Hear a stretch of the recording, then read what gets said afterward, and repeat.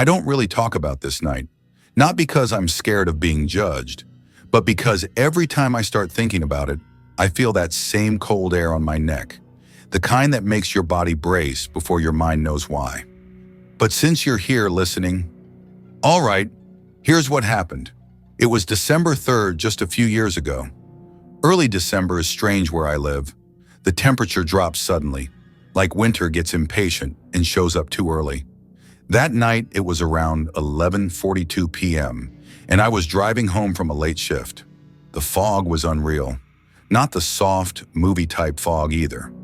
This one was thick and dirty looking, the kind that moves in slow sheets over the road like it has weight. My headlights barely reached past the hood of my car. Even the radio felt too loud, so I turned it off and listened to the engine hum. I remember thinking, just get home. Hot shower, sleep, you're good. I wish that had been true. I was taking a detour through a quieter back road, Pine Bridge Road, because the main highway had been closed earlier for an accident. Pine Bridge is one of those roads people avoid at night. No streetlights, no houses except for an old abandoned farm, and just miles of dead trees leaning over the asphalt like they're studying you as you pass.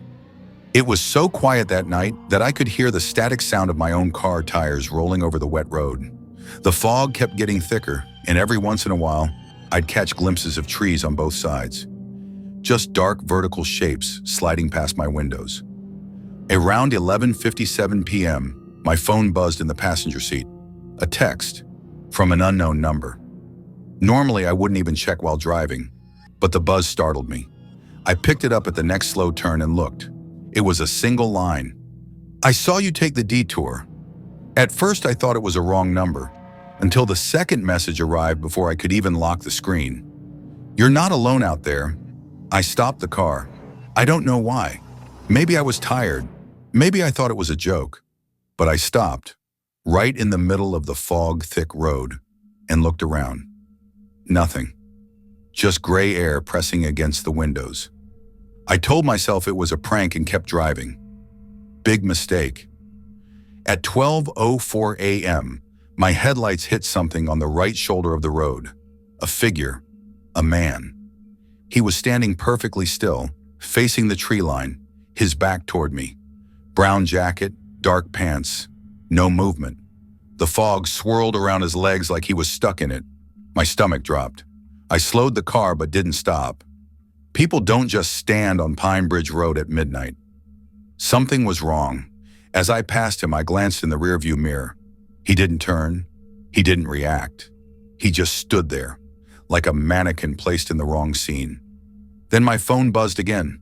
Don't look back. My grip tightened on the wheel. Did they mean me looking back? Or something else?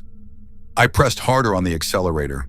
The fog made it impossible to see more than a few meters ahead, so the car felt like a small metal bubble floating in an endless gray void. A few minutes later, the road curved slightly, and then I saw him again. Same clothes, same stance, same stillness. But this time, he was on the left side of the road. I swear to you, he hadn't passed me. No other cars, no paths, nowhere he could have cut across in time. Yet there he was, standing, facing away, closer than before. I didn't slow down, didn't breathe. My phone buzzed again. I ignored it. I kept driving, and the fog only got thicker. At 12:19 a.m., my engine sputtered, just once.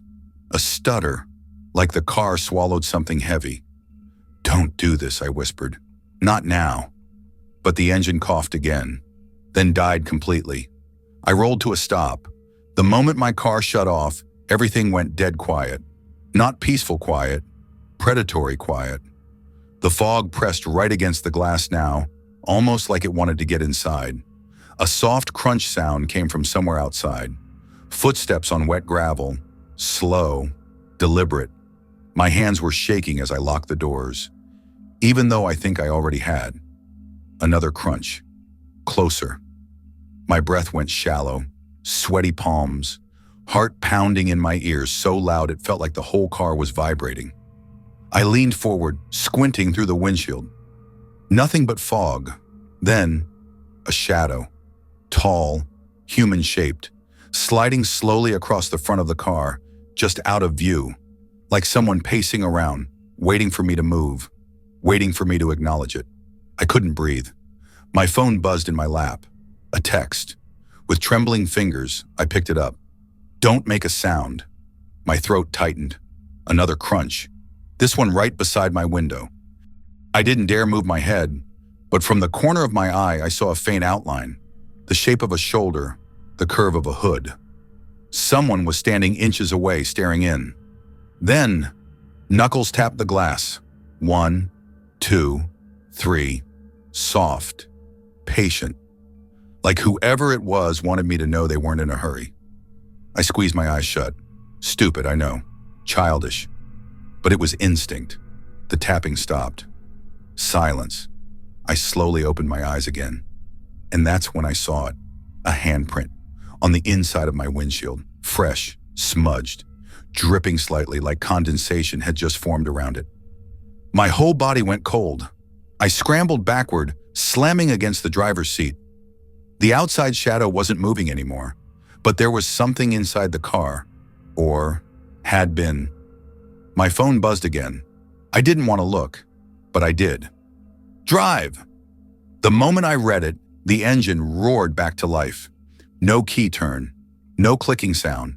It just turned on.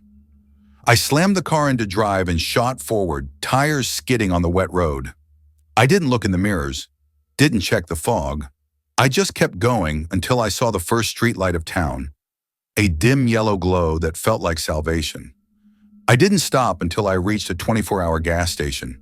Only when I parked did I finally look at the windshield again. The handprint was gone, but the glass was still warm where it had been. I changed my number the next day, avoided Pine Bridge Road completely, and for months I couldn't drive at night without feeling like someone was sitting in the back seat just out of view. But here's the part I still can't explain. 3 days later, December 6th, my phone rang. Unknown number. Same as before. I answered. A man exhaled into the speaker. Slow, near, like he was inches from the mic. Then he whispered, "Next time, don't stop the car." And the line went dead. I haven't driven that road since, and I still don't know how he knew I stopped.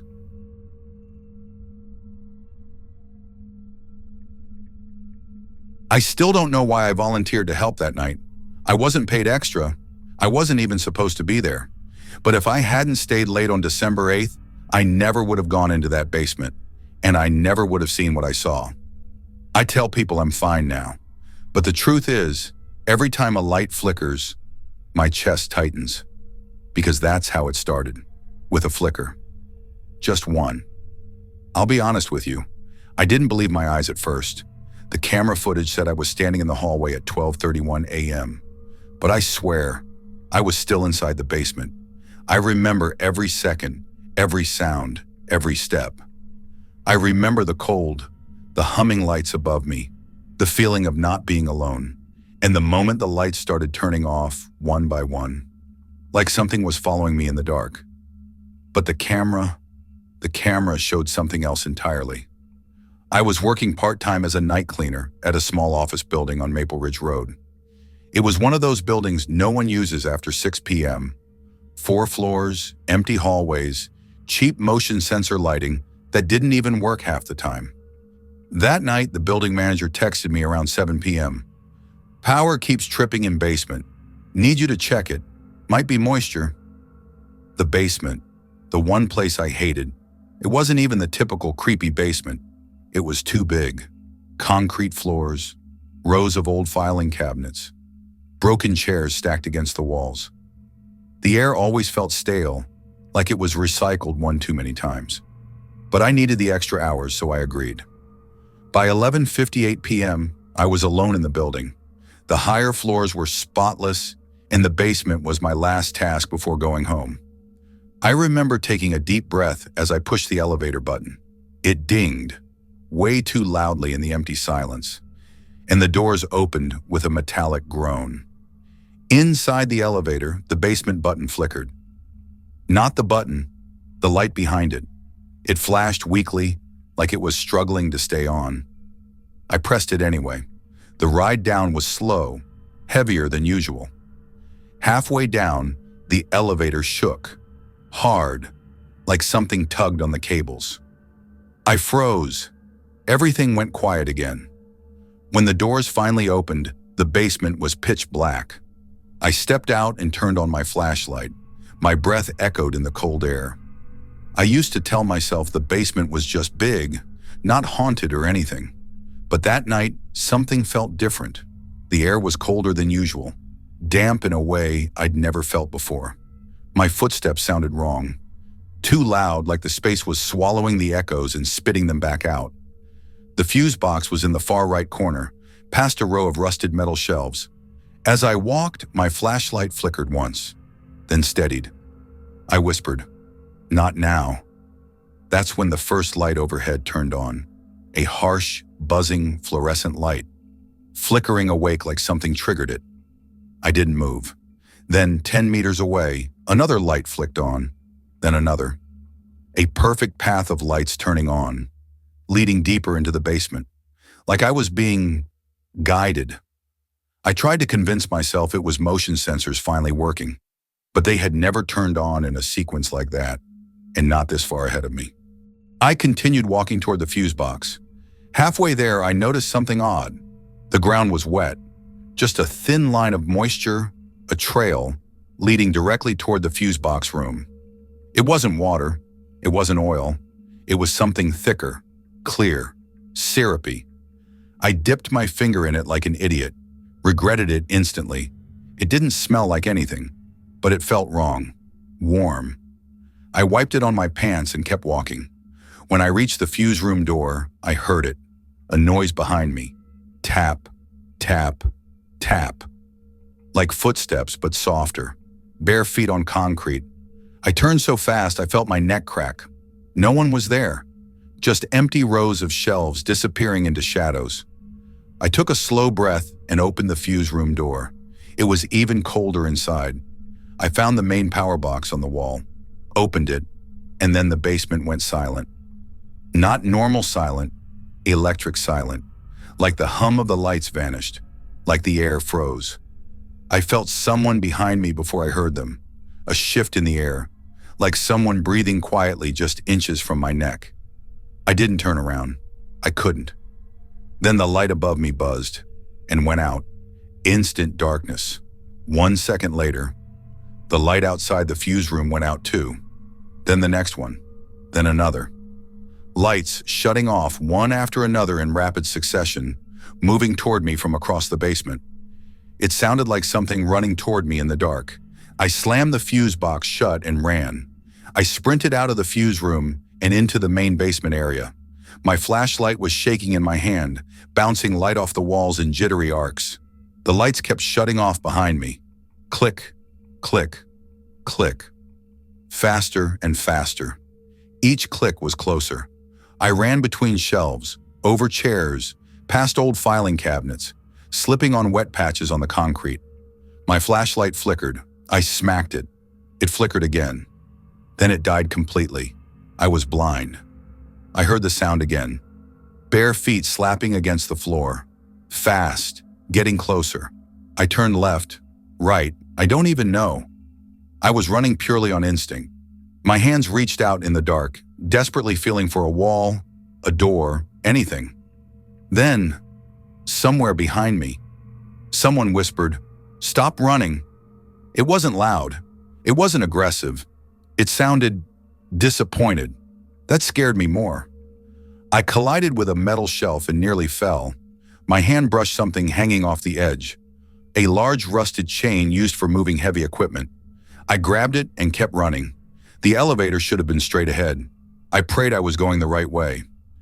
Every breath hurt. Every footstep echoed like it was happening right next to my ears. Then I saw it, a faint sliver of light. The elevator. I ran like my life depended on it, because it did. Behind me, the footsteps broke into a sprint. I could hear them getting closer, closer. I slammed the elevator button. The light flickered. The doors opened only halfway, glitching like they were jammed. I forced myself between them, squeezing through with my shoulder. I slammed the close button over and over, breathing frantically. The footsteps got louder, closer. The elevator doors started closing. Slow, too slow. And then, a hand appeared. Not a normal hand. Pale, wet, dripping the same clear, thick liquid I'd seen on the floor. The fingers curled around the edge of the door. I screamed and slammed the close button again. The door pressed against the hand. Hard, but it didn't move. The elevator hummed, strained, pushed harder. Then, the hand slipped away. The doors closed fully, sealing me inside. The elevator started rising. I collapsed to the floor, shaking so badly I could barely breathe. When the doors opened on the first floor, every light upstairs was normal. Warm, still, silent, too silent. I checked my phone. 12:31 a.m., which didn't make sense. I had been in the basement for at least 20 minutes. I went straight to the security room, pulled up the basement camera. My heart nearly stopped. The footage showed nothing. No flickering lights, no running, no chasing. It showed me walking toward the fuse room at 12:24 a.m., then suddenly appearing in the hallway upstairs at 12:31 a.m., like I had skipped time, like the basement never happened. But here's the part that still keeps me awake.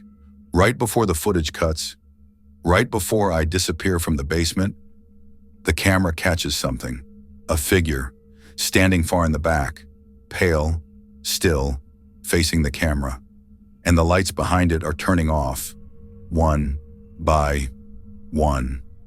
I quit that job the next day, never went back, never even collected my last paycheck. But 3 days later, I got an email from the building manager. Subject line, basement lights malfunction again. The message had no text, just an attachment, a screenshot, security footage from the basement, all lights off, only emergency lights glowing faint red. And standing in the center of the frame was someone tall, still, facing the camera, dripping that same clear liquid. The email ended with one short line. He keeps asking where you went. I deleted it immediately, but I still see that screenshot sometimes, in my sleep. And every time the lights flicker, I wonder if he finally found the stairs.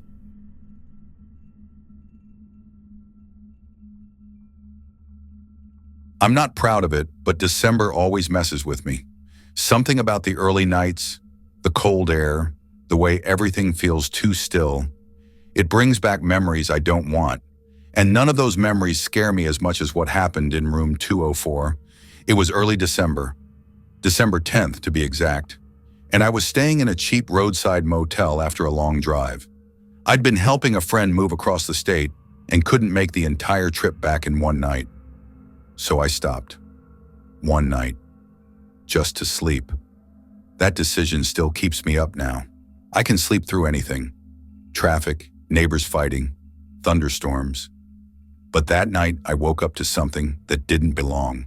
Not a noise. Not a dream. Not a nightmare. I woke up because someone whispered my name, and I wasn't alone. I can't explain the fear of waking up and knowing, truly knowing, that someone else is in the dark room with you. Not hearing it, not imagining it, knowing it. That's what happened in room 204, and I can't forget it, mostly because when I checked out the next morning, the receptionist asked me a question I still can't answer. She asked, "Sir, why did you open your door 3 times last night?" I didn't, and that was the least terrifying part. I checked into the motel around 9:47 p.m. It was the kind of place with ceilings too low and carpets that smelled like old rain. Faded blue doors, walls that absorbed every sound, a vending machine that buzzed like it was dying. The woman at the front desk gave me the key to room 204. Second floor, end of the walkway. The parking lot was nearly empty. Just a pickup truck and a small silver sedan with fogged-up windows. I carried my bag up the stairs, the metal steps shuddering under my weight. Room 204 was at the far end. The door stuck a bit when I pushed it open. Inside, the room was just like any cheap motel room. A bedspread with a pattern that tried too hard, flickering lamp, noisy mini fridge, and a window facing the empty parking lot. I locked the door, double-locked it, checked the chain twice. By 11:20 p.m., I had showered, eaten some snacks from the vending machine, and was lying in bed scrolling through my phone with the TV off. The heater made a soft humming noise, blowing warm air through the room. I remember thinking, this place is weirdly quiet. Too quiet. I drifted off around midnight. I wish I hadn't. I woke up suddenly. No dream, no sound, just awake. The room was dark. I could hear the heater humming. I could hear cars passing faintly outside on the nearby road. I rolled over to check the time on my phone. 2:41 a.m. That's when I heard it, a soft rustling sound near the foot of the bed. Not like a mouse, not like the heater. It was the sound of fabric shifting, like someone was moving, slowly, trying not to make noise. I froze. My first thought was that someone had gotten inside while I slept. But the door was locked, the chain was on, the window was shut. Still, the sound was unmistakable, soft, rhythmic, movement.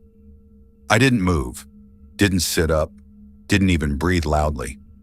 I slid my hand under my pillow, pretending to adjust my head, but really reaching for my phone. I tilted it just enough to light up the screen without illuminating the room. 2:42 a.m. The rustling stopped. Then, someone whispered, right next to my ear. "Are you awake?" I shot upright so fast the bed shook. My eyes darted around the dark room. I was alone. Nothing moved. No shadows shifted. No figure stepped back. The room was empty, but the whisper still echoed in my head, like it had come from someone leaning inches above me. My heart was racing. My hands were shaking. I turned on the lamp. Light flooded the room.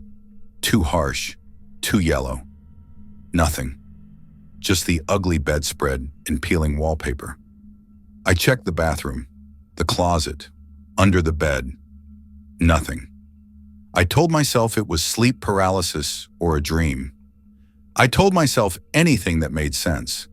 I kept the lamp on and sat back in bed, leaning against the headboard. My heartbeat finally slowed. Then the heater turned off. Click. Silence. I listened. 5 seconds. 10. 15. Then the heater turned back on again. But something was different. The sound wasn't the same hum. It was slower, uneven, breathing, heavy breathing. Not from the heater, from the other side of the room, under the window. I stared at the dark window, the curtain barely moving. The breathing continued, slow, deep. I whispered, "Who's there?" The breathing stopped instantly. The silence that followed felt thick and dangerous. I reached for the phone on the nightstand and realized it wasn't there. My phone was now on the floor, right in front of the window, face down. I hadn't dropped it. I hadn't even moved it. Someone had placed it there. I didn't want to go near the window. Actually, every instinct in my body begged me not to, but I needed my phone. I slid off the bed slowly, crouched down, and reached for it without fully looking away from the window. My fingers brushed the phone. Then something moved behind the curtain. A silhouette, tall, still, facing me, just beyond the thin yellow motel curtain. I backed up instantly, tripping over my own feet and hitting the wall behind me. The curtain swayed slightly, just enough to show the outline of a head behind it. I held the phone tightly. My hand was shaking so badly I could barely unlock it. I dialed the front desk number printed on the room key sleeve. It rang once, twice. Then the curtain shifted, slowly, like someone brushing their fingers across it from the inside. I nearly dropped the phone. The line clicked. "Front desk," a woman's tired voice answered. I whispered, "Someone's in my room." She sounded confused. "Sir, did you let anyone in?" No, I just woke up and someone's by my window." "Okay, stay calm. I'm calling security." Just then, the silhouette moved, not walking, gliding, toward the corner of the room, toward the mini fridge. Out of my line of sight, I pressed myself against the wall, gripping the phone. The front desk woman said, "Sir, security is..." Tap. Something tapped the mini fridge door. Once. Twice. I couldn't see who or what it was. The tap turned into a slow, dragging sound. Something moving across the top of the fridge. Sliding. Then it stopped. The front desk woman repeated, "Sir, stay on the line. Security is..." My door handle clicked. The chain rattled. Someone was trying to get in from the outside. I froze. My eyes jumped from the door, to the corner of the room, to the mini fridge, back to the window. I didn't know where the danger was anymore. The door handle shook harder. I whispered, "Somebody's at the door." The front desk woman said, "Sir, security is already there." My blood went cold. The handle stopped moving, and from the other side of the door, a man's voice whispered, "Open it." Not loud, not angry, just calm, almost gentle. "Sir, don't open the door," the front desk woman said urgently. "Security is right." She stopped. The line went dead. I stared at the phone in disbelief. No signal, no call, just silence. My heart pounded so hard I could barely hear anything else. Then, a soft creak. The bathroom door that I had left open, was now halfway closed. I hadn't touched it. There was someone in the bathroom. I backed toward the opposite corner, keeping my eyes on the door as it moved. Just a few inches, as if someone was slowly pulling it closed. Then it stopped. I waited, breathing shallow, hands trembling. Then, from behind the bathroom door, someone whispered, "Why did you wake up?" I snapped. I bolted for the door, unlocked it, ripped the chain off, threw it open, and ran down the walkway without looking back. I didn't stop running until I reached the front lobby. The woman at the desk stared at me, terrified. She said, "Sir, you opened your door 3 times tonight. Why did you keep going outside?" I shook my head. "I never opened it." She frowned. "We have footage." She turned her monitor toward me. The hallway camera showed my door. Room 204. At 1:58 a.m., the door opened. No one walked out. No one walked in. Just the door slowly opening, then closing. At 2:41 a.m., it happened again, right when I woke up. And again at 3:03 a.m., the exact time I fled the room. But each time, the camera showed the same thing. The door opened, stayed open for several seconds, but the room inside was pitch black, too dark, darker than it should have been, as if the camera couldn't see inside, as if something inside the room didn't want to be seen. I checked out immediately. The woman didn't argue. She didn't even ask questions. She just handed me a printed checkout slip with trembling hands. As I walked toward the exit, she said something that still makes my skin crawl. "Sir, why were you standing behind your own door every time it opened?" I wasn't, but the footage said otherwise. I drove away without sleeping, without eating, without looking back. But 2 days later, December 12th, my phone buzzed. A text, no number, just unknown. The message said, "Why did you leave the bathroom? I wasn't finished talking to you." And below it, a photo, a dark bathroom, a cracked mirror, a faint reflection behind the curtain. Room 204.